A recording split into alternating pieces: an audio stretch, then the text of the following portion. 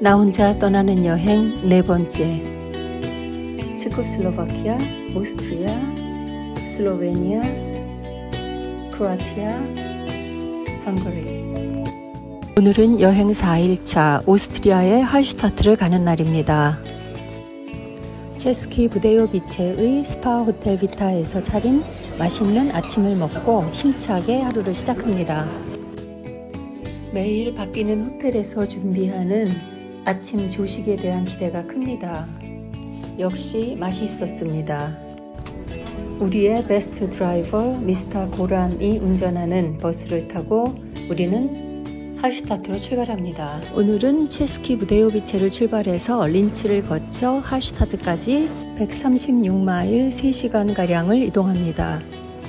할슈타트 가는 도중에 휴게소를 들렀는데 너무 예쁜 휴게소 식당이 있었어요. 뭐 하나 예쁘지 않은 것이 없었습니다. 시간만 있다면 앉아서 차 한잔 하고 싶은 정말 예쁜 곳이었어요. 할슈타트에 가까이 다가가고 있음을 알려주는 호수와 물안개가 보입니다.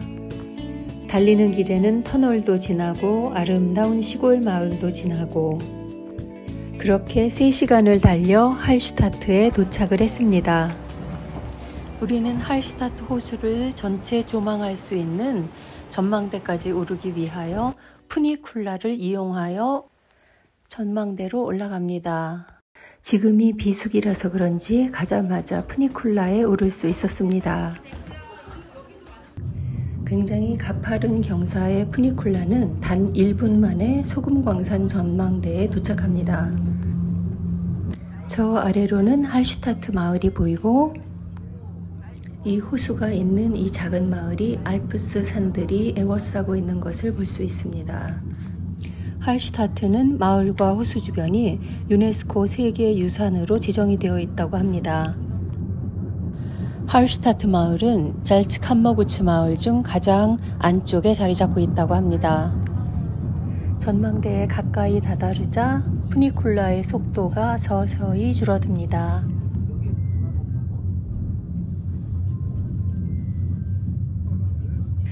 동유럽 여행을 간다라고 했을 때 가장 가고 싶었던 곳 중에 하나가 할슈타트였습니다. 그런데 정말 그곳에 왔네요. 푸니쿨라에서 내려 계단을 조금만 더 올라가면 그 가장 높은 곳에 루돌프 스트룸 레스토랑이 있고 거기에 전망대가 있습니다. 우리 일행은 루돌프 스트룸 레스토랑에서 커피라도 한 잔 정말 하고 싶었는데 이미 앞서 온 사람들로 테이블은 꽉 차 있었고 우리는 씁쓸하게 뒤돌아서서 사진을 찍고 그리고 할슈타트의 아름다운 모습을 마음의 갈피에 고이 끼워 넣고 그리고는 다시 내려옵니다. 푸니쿨라를 타고 할슈타트 마을로 내려올 때도 정확하게 딱 1분이 소요됐습니다. 알프스 산에 부는 바람을 맞으며 이제는 할슈타트의 골목을 산책하며 그 안에 아름다운 집들을 하나하나 보고자 합니다. 사실은 할슈타트 주차장에 들어오면서부터 할슈타트의 자자한 명성에 비해서 내 기대가 너무 컸었구나 하는 생각을 했습니다. 전망대에서 할슈타트를 조금 더 잘 볼 수 있을까 하는 기대는 사실 무너졌고 그리고 푸니쿨라에서 내려서 할슈타트 마을로 들어가면서 바라볼 수 있었던 마을의 모습은 단지 옆에서 바라보고 그리고 산책을 하면서 들여다본 집들의 모습 그냥 오스트리아의 작은 산골 마을이라는 생각이 들었어요. 동화 속의 호수 마을로 알려져 있는 할슈타트는 오스트리아에 속해 있고 산과 호수가 어우러져 자연 경관을 자랑할 뿐 아니라 역사적인 가치로도 유명하다고 합니다. 할슈타트 마을은 입구에서부터 다양한 물건들을 파는 작은 가게들이 즐비하게 늘어서 있었고 너무 많은 관광객들이 전 세계에서 몰려들다 보니 이미 많이 변질되고 있구나 하는 느낌을 받았습니다. 할슈타트는 BC 2000년부터 형성되었던 세계 최초의 소금 광산이 있었던 것으로 유명하고 이를 통해서 얻은 경제적인 풍요로움을 바탕으로 철기 문화가 나타났고 이러한 흔적들이 할슈타트 분묘 유적에 남아있다고 하네요. 따라서 할슈타트는 1997년부터 할슈타트 나우슈타인 잘츠카머구츠 문화경관이라는 이름으로 유네스코 문화유산에 등재가 되어 있다고 합니다. 오늘의 할슈타트를 만들었던 소금 산업은 현재 다른 지역으로 옮겨졌고 지금은 오로지 관광 산업이 주된 산업이 되었다고 합니다. 지금은 전 세계인들이 오고 싶어하는 유명한 관광지가 되었지만 실제 이곳에서 살았던 사람들의 삶은 얼마나 열악했고 그 환경은 얼마나 조악했을까 하는 생각을 이 집들을 보면서 하게 됩니다. 하나같이 독특하고 개성 있는 모습으로 자신의 삶의 터전을 갖고 온 할슈타트 주민들의 세월을 눈으로 보며 옛것을 보존하는 것이 쉽지만은 않다는 생각이 들었습니다. 마치 쫓기는 듯한 바쁜 걸음으로 할슈타트 마을의 골목길을 걸으면서 이번 여행이 패키지 여행이 아니라 자유여행이었으면 어땠을까 하는 생각을 해봅니다. 좀 시간이 여유롭게 주어졌다면 조금 더 마을을 깊숙이 들어가서 세세하게 들여다보면서 할슈타트 마을의 아름다움을 조금 더 느끼고 즐길 수 있었을 텐데 많은 아쉬움을 가지고 다시 만남의 장소로 향합니다. 할슈타트 마을의 집들은 독특한 구조와 디자인 그리고 색상, 제각각 아주 개성 있는 모습을 하고 있습니다. 자, 이제는 아쉬움을 남기며 다음 장소로 향합니다. 4일차 점심을 먹으러 왔습니다.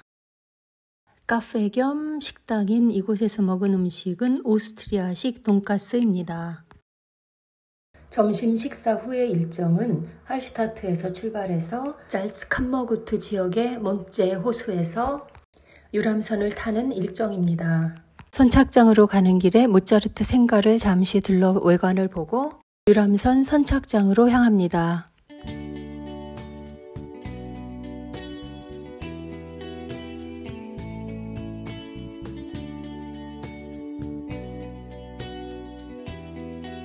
탁 트인 풍경과 쾌적한 환경의 잘츠칸머구트 지역은 오스트리아 대표 휴양지이자 유럽인들의 인기 여행지라고 합니다. 특히 빙하가 녹아 형성된 76개의 호수가 2000m 높이의 알프스 산들과 어우러져서 압도적인 절경을 선사해주고 있습니다. 빙하가 녹은 아름다운 호수와 시원한 바람, 약 40분 정도의 유람을 마치고 선착장으로 돌아옵니다.